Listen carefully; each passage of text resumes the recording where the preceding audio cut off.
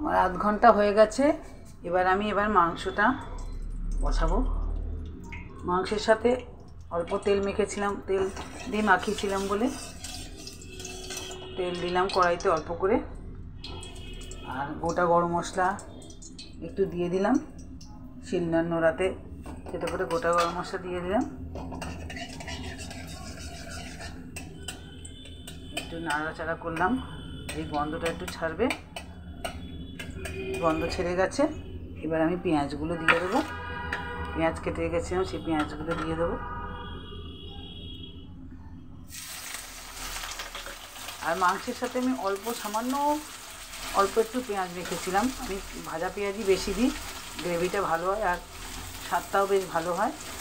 মাংসের সাথে আমি অল্প পেঁয়াজ মাখি। আমি পেঁয়াজটা ভাজি, বেশি পরিমাণ ভাজি, যেহেতু মাংস অল্প আছে তাই অল্প পেঁয়াজ দিয়েছি। রাত্রিবেলা একবেলা তো, এই জন্য অল্প করেই মাংস আছে। এই মাংসটা ভাজছি, এটা লাল করে ভাজা হবে। তারপরে মাংসটা মাখা আছে, সেই মাংসটা দিয়ে দেবো। মাংসটা দিয়ে দেবো, লাল করে ভাজছি।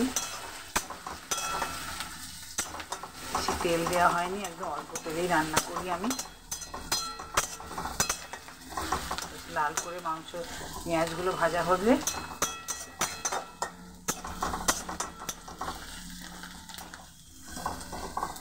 আমি একদিন বলেছিলাম যে খারখোল পাতা কী করে বাটে সেটা করে দেখাবো, সেটা আমি একদিন করে দেখাবো। খারখোল পাতা কীভাবে বাটলাম, খুব ভালো লাগে খেতে খারখোল পাতা। এখন তো এসব উঠেই গেছে। বেশ লাল করে এটা ভাজা হোক। লাল করে ভাজার পর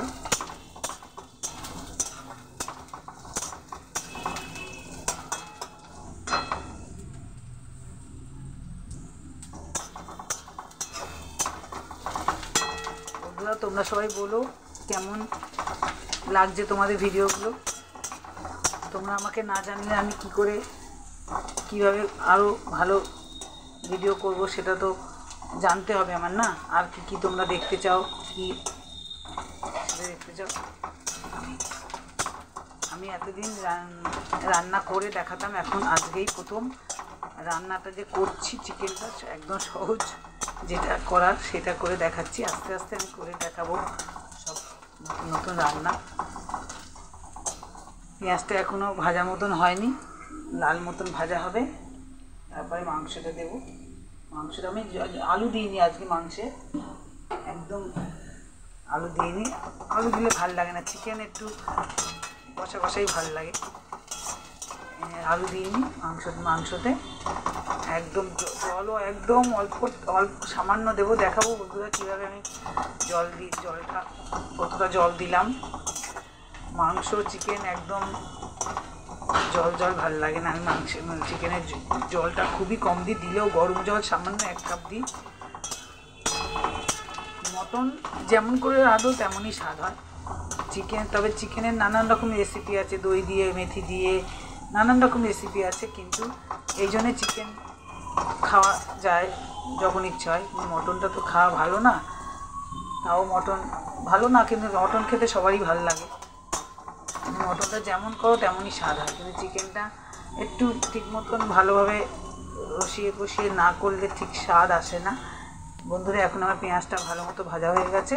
এবার আমি চিকেনটা দিয়ে দেবো। চিকেনটা দিয়ে দিলাম।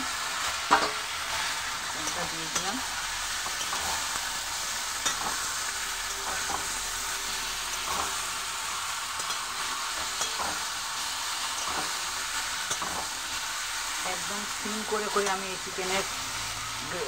চিকেনটা করবো, কারণ বেশি করে জোরে গ্যাস দিলে চিকেনের তলাটা পুড়ে যেতে পারে।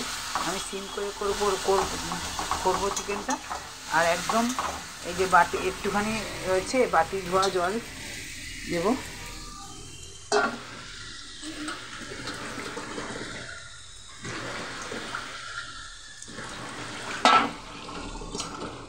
এই যে বাটি ধোয়া জল সামান্য, এই এইটুকুনি জলই দেবো, একদম সামান্য জল দেবো। এই আমার চিকেন বসিয়ে দিলাম বন্ধুরা, দেখলে। এবার জল দিয়ে ব্যাস কষাবো একদম, গ্যাস কমিয়ে কষিয়ে তারপরে জল দেবো সামান্য এইটুকুনি, একদম 1 কাপ মতো জল আছে, একটু গরম করে গ্যাসে দেবো। তাহলে বন্ধুরা চিকেনটা করা দেখালাম। এবার যখন রান্না কমপ্লিট হয়ে যাবে তখন একবার দেখাবো কেমন রান্নাটা হলো, ঠিক আছে।